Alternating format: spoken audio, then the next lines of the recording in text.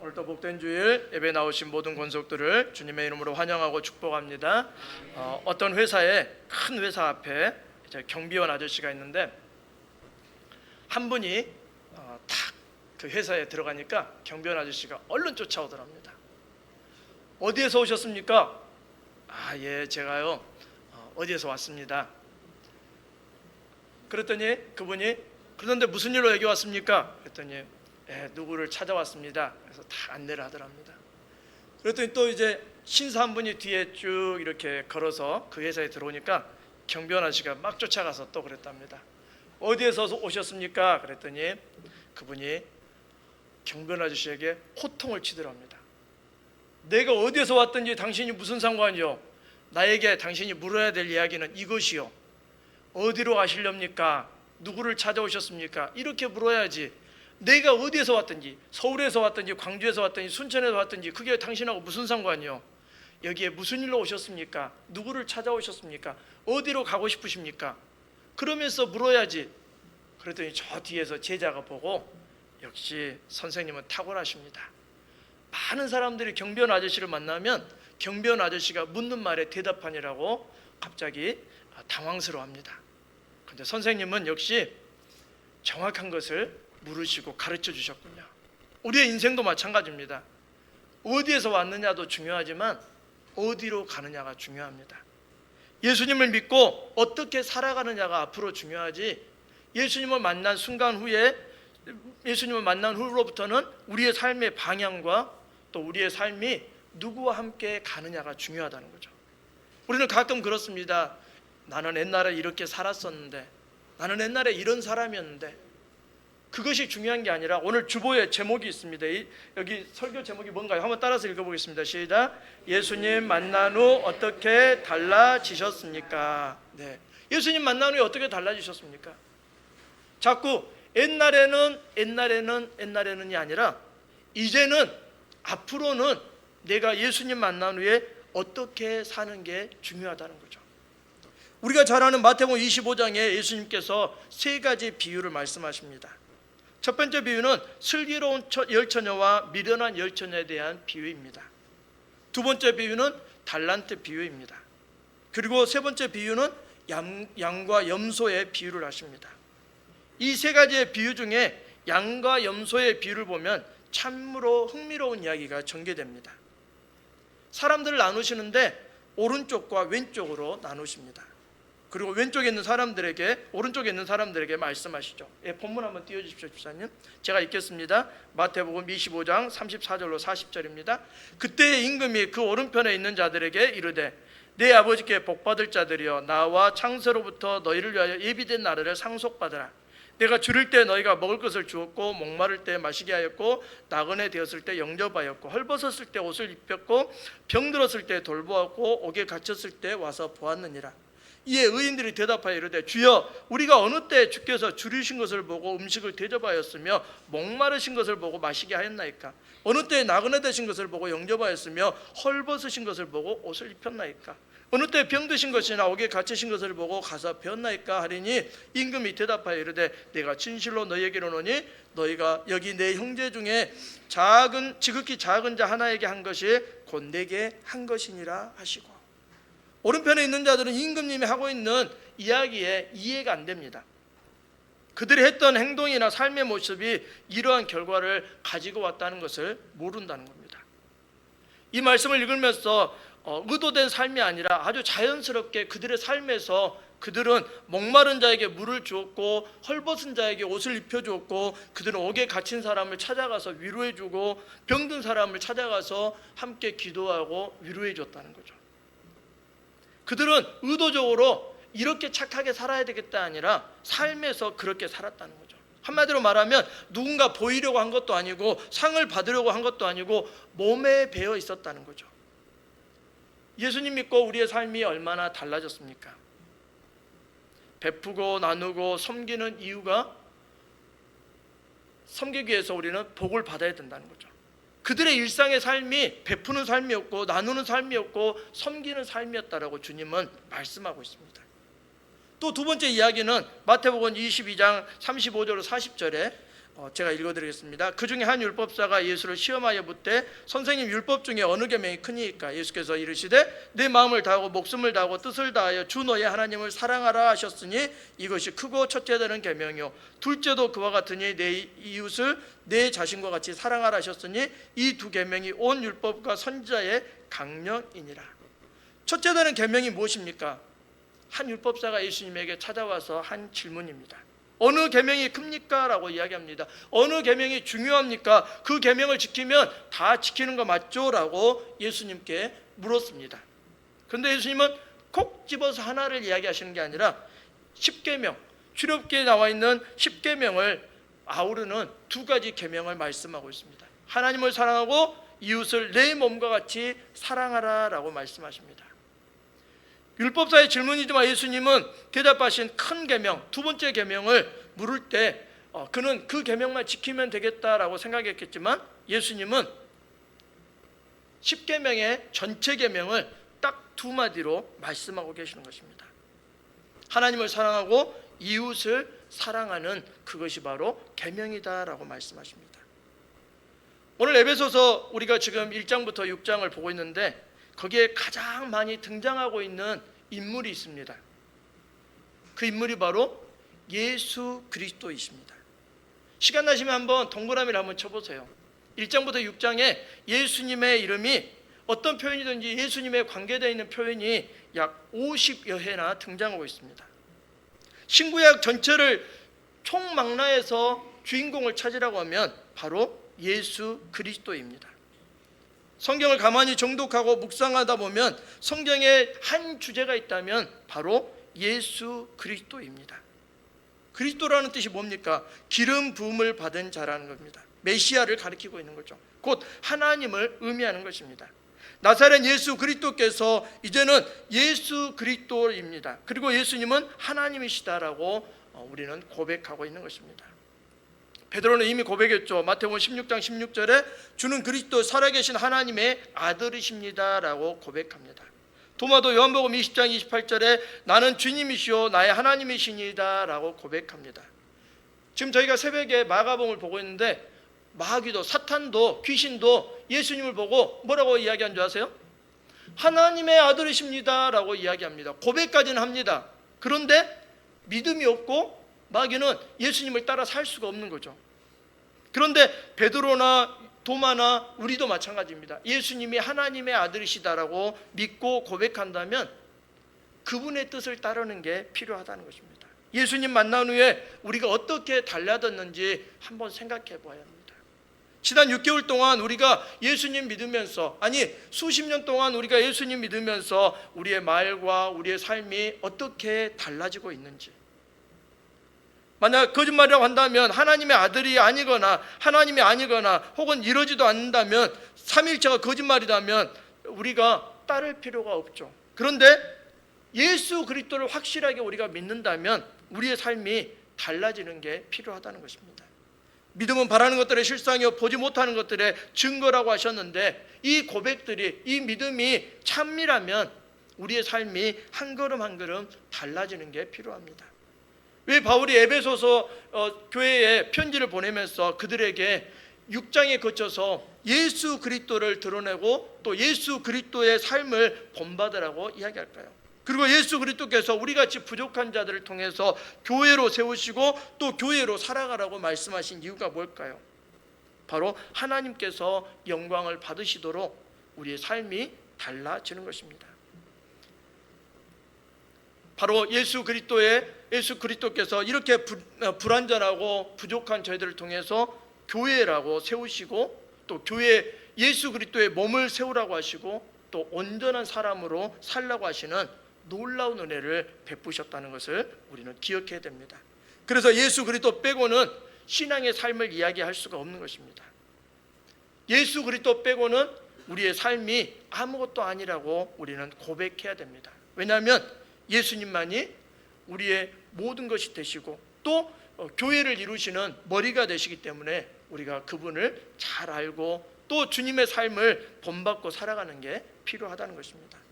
오늘 본문은 우리에게 그냥 본문 자체만 놓고 보면 예수님을 믿는 우리가 부모와 자녀의 관계, 그리고 주인과 종의 관계에서 어떻게 살아야 되는지를 말씀하는 것처럼 보여집니다. 맞습니다. 다른 사람들의 이야기가 아닌 바로 예수 그리스도를 주님으로 섬기는 부모, 그리고 자녀, 누군가를 고용하는 사람들, 그리고 어느 곳에든지 일을 돕는 사람들이 어떻게 그리스도인으로 살아가야 되는지를 말씀하고 있는 것입니다. 좀 더 말씀 안으로 한 발짝 들어가 보면 삶의 모습이 구체화되어지고 있습니다. 예수님을 안 믿는 자녀들도 부모를 아주 잘 공경합니다. 정말 소문날 정도로 잘 공경하는 사람들도 있습니다. 그리고 또 자녀를 끔찍이나 사랑하는 부모들도 있습니다. 예수님 안 믿어도 자녀를 정말 끔찍하게 사랑하고 또 잘 교육하고 잘 돌보는 부모들도 있습니다. 예수님 안 믿는 직원들 중에 아주 신실하고 믿음직하고 최선을 다해서 직장을 위해서 일하는 사람들도 많이 있습니다. 그런데 오늘 본문 말씀에서 우리에게 말씀하시는 것은 부모와 자녀의 관계가 단순한 관계가 아니라 주 안에서 이루어진다는 것을 기억하라는 것입니다. 그러니까 주님을 떠나서 공경하고 자녀를 잘 양육하고 잘 돌보는 그런 부모의 관계가 아니라 주님 안에서라는 큰 틀에서 우리가 봐야 된다라고 말씀하고 있는 것입니다. 왜요? 부모와 자녀의 관계를 맺게 하신 분이 바로 주님이시기 때문에 그렇습니다. 주님께서 우리를 자녀로 부모로 만나게 하셨다는 사실이죠. 즉 하나님의 뜻 안에서 하나님을 기쁘시게 하는 공경이라는 것이 무엇인가라는 것입니다. 그러니까 단순히 부모를 공경하고 섬기고 잘 대해주는 그런 의미를 떠나서 하나님이 기뻐하시는 공경이 무엇인가를 오늘 말씀하고 있는 것이죠. 그러니까 주님께서 맺으신 관계 안에서 주님이 원하시는 것을 행하는 것이죠. 공경이라는 표현으로 주님이 원하시는 것을 행하는 것을 말하고 있는 것입니다. 오늘 본문 말씀 1절부터 제가 한번 다시 읽어보겠습니다. 거기 보면 자녀들아 주 안에서 너희 부모에게 순종하라 이것이 옳으니라. 1절에 주 안에서라고 이야기하죠. 2절에 내 아버지와 어머니를 공경하라 이것은 약속 있는 첫 계명이니 3절 이로써 내가 잘되고 장수하리라.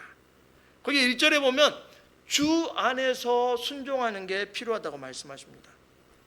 누구 안에서입니까? 삶의 방향도 중요하지만 누구와 함께 가는 것도 중요합니다. 바로 주 안에서 자녀가 순종하는 게 필요하다는 거죠. 그러니까 주님이 포인트에 맞춰져 있는 겁니다. 부모에게 순종하는 것도 필요하지만 주님이 기뻐하실 정도로 부모에게 순종하느냐라는 거죠. 2절도 마찬가지입니다. 하나님의 약속이 있는 첫 계명이라는 것입니다. 이것이 하나님의 약속이 있는 10계명의 5번째 계명이라는 것을 우리에게 이야기하고 있는 거죠. 10계명은 두 가지로 나눌 수 있습니다. 1계명부터 4계명은 하나님과 사람 사이에 지켜야 될 계명이죠. 그런데 5계명부터 10계명은 사람과 사람 사이에 지켜야 될 계명입니다. 그런데 5계명이 바로 사람과 사람 사이에 지켜야 될 첫 번째 이 땅에 약속이 있는 첫 계명이라는 거죠. 그냥 계명이 아니라 하나님이 약속하셨다는 거죠. 부모를 공경하는 사람은 잘되고 장수하는 복을 주시겠다라고 말씀하시죠. 4절에도 그럽니다. 오직 주의 교훈과 훈계로 양육하라. 자기의 가치관이나 자기의 마음이나 자기가 바라보고 있는 안목이 아니라 주님의 교훈과 훈계로 양육하라는 거죠. 주님은 이걸 기뻐하신다. 주님은 이걸 원하신다. 주님이 보셨을 때 이것이 선하다. 주님이 보셨을 때 이게 바른 것이다. 이게 바로 주님의 뜻이다라는 것을 주의 교훈과 훈계로 양육하라는 것이죠. 5절 6절도 그렇게 이야기하고 있습니다. 주님께 육체의 상전에게 순종하기를 그리스도께 하듯 하라. 두려워하며 떨며 성실한 마음으로 하라는 거죠. 6절에도 기쁜 마음으로 섬기기를 주께 하듯 하라라고 말씀합니다. 5절 6절을 정리해 보면 그리스도께 하듯 하고 주께 하듯 하라고 이야기합니다. 다시 한번 이야기하면 결론적으로 부모와 자녀의 관계, 또 고용하는 사람과 고용을 받는 사람, 직장 생활하는 모든 사람들에게 주님은 오늘 본문을 통해서 이렇게 말씀하십니다. 한번 따라서 해볼까요? 하나님을 어떻게 대하십니까? 하나님을 어떻게 대하느냐에 따라서 삶이 달라진다는 것입니다. 또 한번 해볼까요? 하나님과 어떤 관계를 맺고 계십니까? 따라서 해보겠습니다. 또 하나님과 어떻게 지내십니까? 또 한 번 합니다. 하나님은 나에게 어떤 분이십니까? 그러니까 하나님하고 관계가 올바로 맺어지지 않으면 부모와 자녀의 관계가 그냥 감정적인 관계나 또 자기의 가치관이나 자기의 삶을 심어주려고 하는 거라는 거죠. 하나님이 기뻐하시는 가정, 하나님이 기뻐하시는 우리의 삶의 터전, 하나님이 기뻐하시는 우리의 삶이 어떤 것인가 하려면 하나님을 어떻게 대하는 거죠. 혹시 하나님에 대해서 어떻게 생각하고 계십니까? 그냥 하나님이 하나님이시지, 그냥 하나님은 일주일에 한 번씩 예배드리는 분이시지, 예배 받으시는 분이시지, 또 우리가 기도하면 하나님이 생각해 보셔서 또 응답하시면 하시는 거고 안 하시면 안 하시는 거고, 이 정도의 거리에 있으시면 조금 다시 한번 생각해 봐야 됩니다. 하나님과 어떤 관계를 맺으십니까? 하나님 그냥 아버지시지, 하나님과 어떻게 지내십니까? 잘 지내십니까? 저는 가끔 하나님하고도 좀 죄송합니다 싸우는데요. 왜 응답 안 하셔요? 하나님이 나에게 어떤 분이십니까? 이 질문에 대답을 해보셔야 됩니다. 스스로 하나님 어떻게 대하십니까? 우리가 그냥 신앙 고백할 때 그냥 하시면 안 되고요, 하나님이 어떤 분이신지를 잘 우리가 하나님과의 관계를 맺는 게 필요합니다. 우리의 삶 가운데 진지하게 생각해 봐야 됩니다. 지금까지 아까 이야기했듯이 어디에서 왔습니까? 라고 질문할 때 대답하는 것이 중요한 것이 아니라 앞으로 제가 예수 그리스도를 만난 후에 어떻게 가냐가 중요하다는 거죠. 예수 그리스도를 만나기 전과 후의 삶이 어떠해야 되는지를 오늘 에베소서는 바울은 우리에게 분명하게 이야기하고 있습니다. 이전에는 이야기가 아니라 이제는이라고, 예수 그리스도를 만난 후에 우리의 삶이 어떻게 달라지느냐가 중요하다는 거죠. 오늘 6장 1절부터 9절은 그 이야기를 하고 있는 것입니다. 자녀와 부모의 관계가 중요한 것보다 그 앞서서 하나님과 나의 관계가 중요하다는 거죠. 자녀가 하나님과 어떤 관계를 맺고 있느냐가 부모를 대하는 자세가 다르다는 거죠. 부모가 하나님과 어떤 관계를 맺고 있느냐에 따라서 자녀를 대하는 자세가 다르다는 거죠. 고용하는 사람이 하나님과 어떤 관계를 맺고 있느냐에 따라서 고용하는 사람들을 대하는 자세가 다르고, 고용받고 있는 사람들이 하나님과 어떤 관계를 맺고 있냐에 따라서 고용주를 대하는 자세가 다르다는 거죠. 하나님은 어떻게 대하십니까? 하나님과 어떤 관계를 맺고 계십니까? 하나님과 어떻게 지내고 계십니까? 하나님은 나에게 어떤 분이십니까? 그런데 그 하나님이 하시는 말씀에 내가 예라고 할 때 우리의 삶이 달라지는 것입니다. 일주일 동안 사시면서 우리가 한번 하나님을 어떻게 대하는지, 어떻게 하나님 함부로 대하는지, 아니면 하나님을 그냥 거의 무시하고 있는지, 아니면 하나님 그냥 일주일에 한 번씩 저하고 그 주일마다 11시에 만났다가 1시간 후에 또 다음 주에 만납시다, 안녕히 계십시오, 이렇게 하고 만나는지, 아니면 또 하나님과 어떤 관계를 맺고 계시는지, 날마다 아침에 일어나자마자 하나님 아버지, 저에게 또 지난밤도 지켜주시고 인도해 주시고 함께 하시고 새 삶을 주셨군요. 오늘 또 주님, 제가 말씀으로 함께 하기를 원합니다. 하루 종일 함께 했으면 좋겠습니다. 예수님과 24시간 예수와 함께라는 그 책을 제가 읽고 있는데, 그 책에 예수님과 함께하는 방법이 아주 단순하게 3개가 나와 있어요. 3가지가 나왔는데 한번 따라서 보겠습니다. 예수님과 함께합니다. 예수님하고 함께한대요. 밥 먹을 때도 함께하고 잠잘 때도 함께하고 계속 함께한다는 거예요. 그리고 또 예수님이 어디 가실까 봐 예수님 옆에 계시죠? 제 마음속에 계시죠? 확인 계속하는 거예요. 두 번째는요, 예수님처럼 한다. 아니야, 예수님처럼 된다. 예수님처럼 되려고 애를 쓴다는 거예요. 날마다 의식적으로 예수님처럼 해야 되겠다. 예수님처럼 되기 위해서 하나님께서 주시는 은혜를 누리려고 하고, 말씀 앞에 서려고 하고, 기도 앞에 서려고 하고, 예수님처럼 말도 좀 해봐야 되겠다, 예수님처럼 생각도 해봐야 되겠다, 이런 것을 계속 한다는 거예요. 그 다음에 세 번째, 예수님처럼 된다. 그러니까 예수님처럼 된다, 예수님처럼 죄송합니다. 따라서 해보겠습니다. 예수님과 함께한다, 예수님처럼 한다, 예수님처럼 된다. 단순한 얘기를 제가 헷갈리고 있네요 지금. 그래서 이 3가지를 이야기하는 거예요. 예수님과 함께 하는 게 일단 중요해요. 그리고 예수님처럼 하고 예수님처럼 되는 거예요. 이것을 그냥 되는 게 아니더라고요. 그분은 굉장히 이 세 가지를 가지고 두꺼운 책 한 300페이지 정도 되는 책을 썼더라고요. 그래서 이게 보통 문제가 아니죠. 그런데 바울은 우리에게 지금 이야기하고 있는 겁니다. 예수님과 함께 한다는 삶이 무엇인가? 예수님처럼 된다는 게 무엇일까? 예수님처럼 한다는 게 무엇일까? 바로 예수님을 어떻게 대하느냐가 우리의 삶이 달라진다는 거죠. 예수님이 어떤 분인지를 정확히 알기 위해서는 말씀 앞에 서야 됩니다. 예수님과의 관계를 맺기 위해서는 그 말씀이 하시는 것들을 내가 하나하나 살아보는 것입니다. 그리고 기도를 통해서 묻기도 하고 듣기도 하고 또 우리가 말하기도 하면서 주님과의 관계를 맺어가는 것입니다. 우리가 자녀들과의 관계도 마찬가지입니다. 하나님께서 기뻐하시는 관계가 무엇인지를 보는 것이죠. 또 우리의 삶의 터전에서 나를 고용하는 사람이나 또는 내가 고용하고 있는 사람들과의 관계에 있어서 내가 하나님을 어떻게 대하느냐, 그분을 어떻게 대할 수 있다는 거죠. 그래서 다윗은 이렇게 이야기합니다. 시편 16편 8절로 11절 말씀, 집사님 여기 한번 띄워주세요. 네, 제가 읽겠습니다. 내가 여호와를 항상 내 앞에 모시며 그가 나의 오른쪽에 계심으로 내가 흔들리지 아니하리로다. 이러므로 나의 마음이 기쁘고 나의 영도 즐거워하며 내 육체도 안전히 살리니 이는 주께서 내 영혼을 수월에 버리지 아니하시며 주의 거룩한 자를 멸망시키지 아니하실 것임이라. 주께서 생명의 길을 내게 보이시리니 주의 앞에는 충만한 기쁨이 있고 주의 오른쪽에는 영원한 즐거움이 있나이다. 아멘.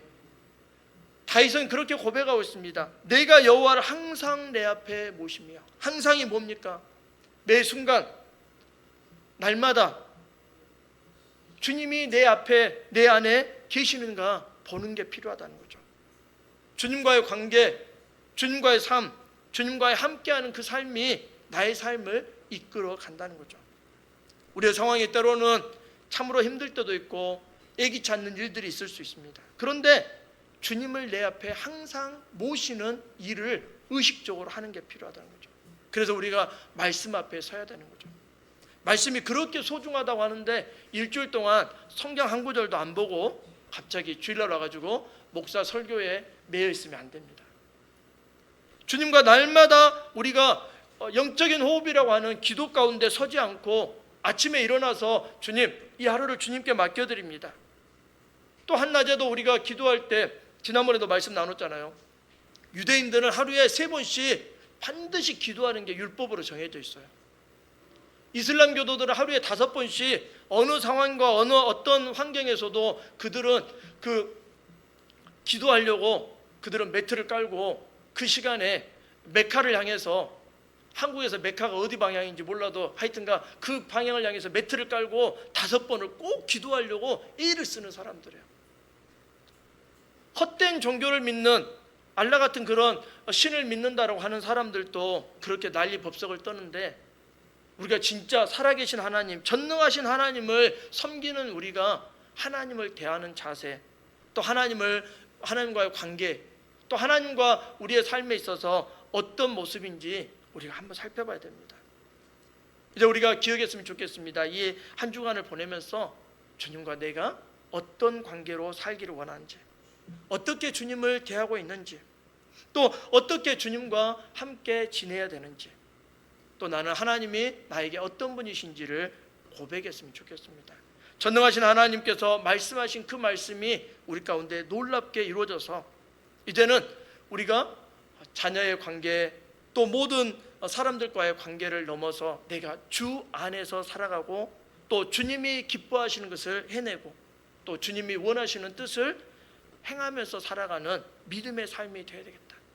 그러면 자연스럽게 자녀의 관계도 또 많은 사람들과의 관계도 하나님이 기뻐하신 거라면 그를 통해서 더 원만하고 아름답고 복된 관계가 될 거라고 오늘 에베소서 6장은 우리에게 분명하게 말씀하고 있는 것입니다. 오늘 우리에게 말씀하고 있습니다. 죽게 하듯 하라.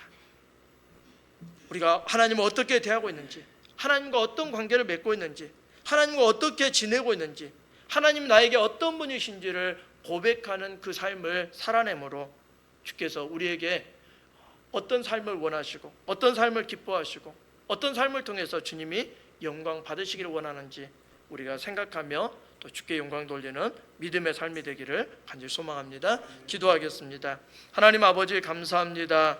주께서 우리에게 귀한 은혜 주셔서 이제 또 하나님 말씀 앞에 서게 하심을 감사합니다.